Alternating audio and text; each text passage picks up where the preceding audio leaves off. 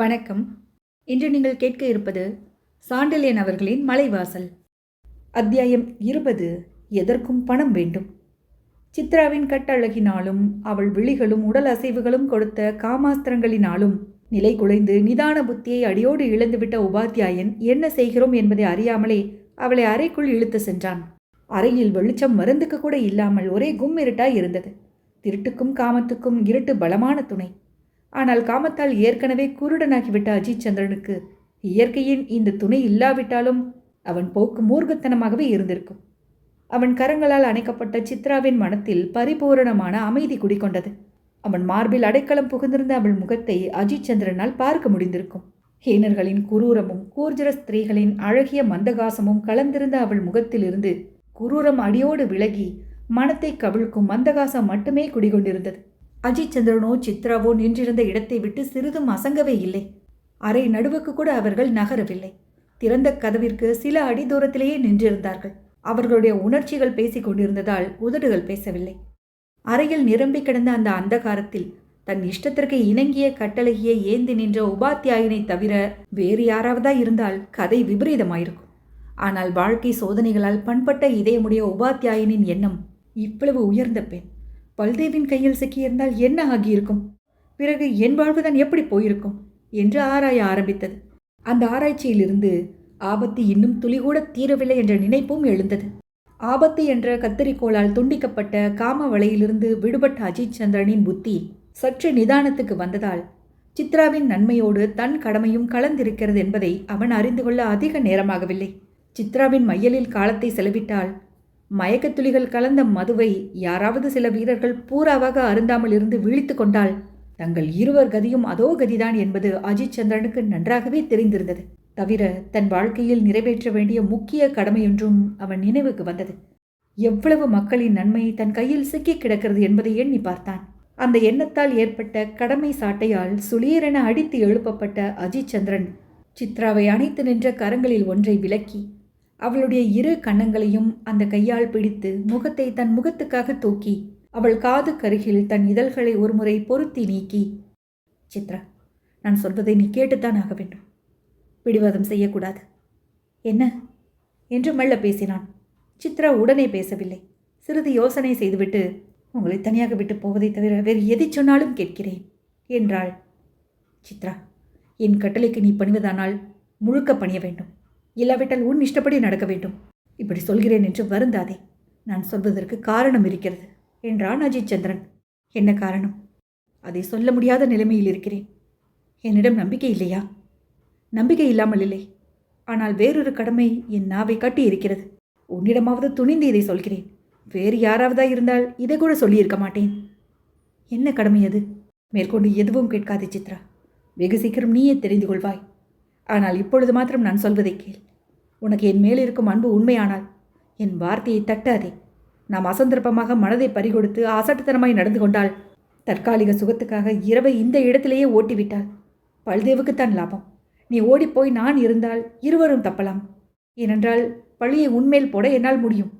அஜித் சந்திரன் யோசனை எந்த மார்க்கத்தில் ஓடுகிறதென்று சித்ராவால் ஊகிக்க முடியவில்லை. என்மேல் பழியை போடுவீர்களா? ஆம் சித்ரா, வண்டியை காவல் புரியும் பல்தேவின் ஆளுக்கு லஞ்சம் கொடுத்து உன் வண்டியை ஓட்ட சொல்வேன். பல்தேவி எழுந்திருந்து தர்மசாலை அமர்கலப்படும் போது நீதான் வண்டியை காவல் செய்தவனுக்கு லஞ்சம் கொடுத்து அழைத்து சென்று விட்டாய் என்று சொல்வேன். பல்தேவ் ஒருவேளை நம்பாவிட்டால்? ருசு இருக்கும் பொழுது எப்படி நம்பாமல் இருக்க முடியும்? அவன் சொல்வதில் நியாயம் இருப்பதை சித்ரா உணர்ந்து கொண்டாலும் பல்தேவ் உபாத்தியாயரை சுலபமாக விடமாட்டான் என்று எண்ணினாள். அவள் அன்புக்கு பாத்திரமான இன்னொருவன் மீது உபாத்தியாயன் சொல்லம்பு வீசினான். சித்ரா, நாம் இருவரும் சிக்கி அழிவோம் என்றே வைத்துக்கொள். உன் தம்பியின் நிலைமை என்ன ஆகும் என்று கேட்டான். கொஞ்ச நாள் முன்பு இந்த தந்திரம் பழித்திருக்கும். ஆனால் இப்பொழுது சித்ரா மசியவில்லை. உங்கள் உயிரை விட அவன் உயிர் பெரியதல்ல. அழிவதானால் மூவரும் அழிவோம் என்றாள். மூவர் அழிவு மட்டும் இதில் சம்பந்தப்பட்டிருந்தால் நான் ஆட்சேபிக்க மாட்டேன் சித்ரா.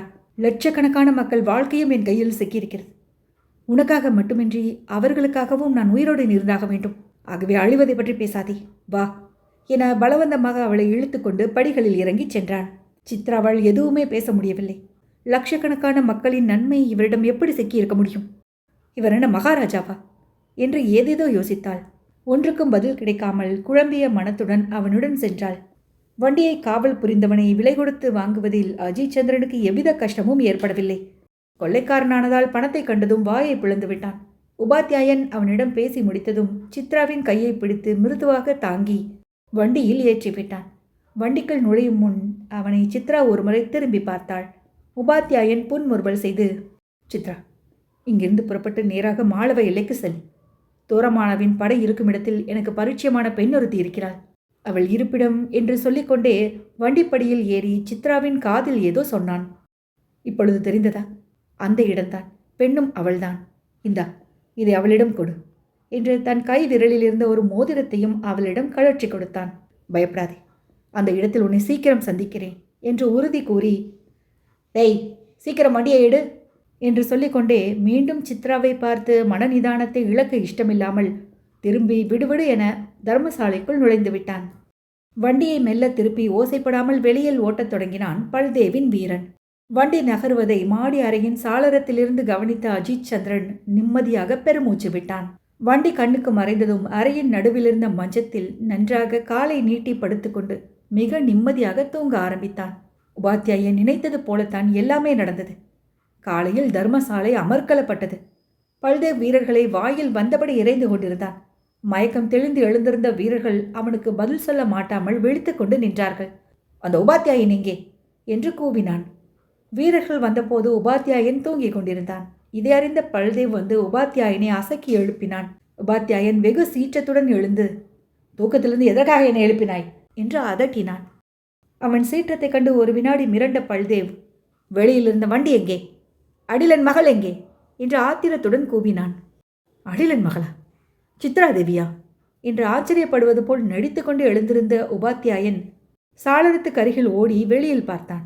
பிறகு பல்தேவை நோக்கி வந்து, வண்டிக்கு நீ காவல் வைக்கவில்லையா என்று கேட்டான். வைத்திருந்தேன் என்று பல்தேவ் பதில் சொன்னான். எங்கே அந்த காவலன்?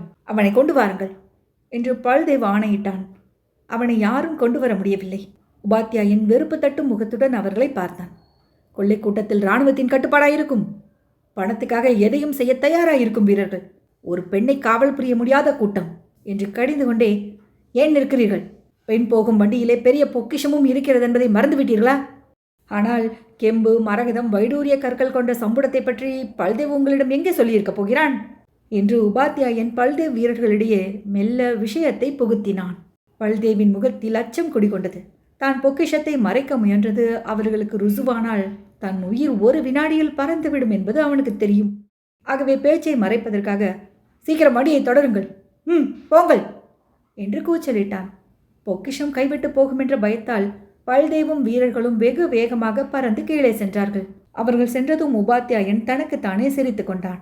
4 வருடங்களுக்கு முன் ஸ்கந்தகுப்தன் பணமிழந்து கஷ்டப்பட்ட நிலைமையும், சித்ராவை காப்பாற்ற வீரனுக்கு லஞ்சம் கொடுத்ததையும், பணத்தாசை காட்டி தான் பல்தேவை விரட்டியதையும் கோர்த்து பார்த்தான். சாம்ராஜ்யத்தை காக்கவும் பணம் தேவை, பெண்ணை காப்பாற்றவும் பணம் தேவை. பணத்தின் வலிமை பெரியதுதான் என்று தர்க்க ரீதியில் தன் எண்ணங்களை உபாத்தியாயன் ஓடவிட்டான்.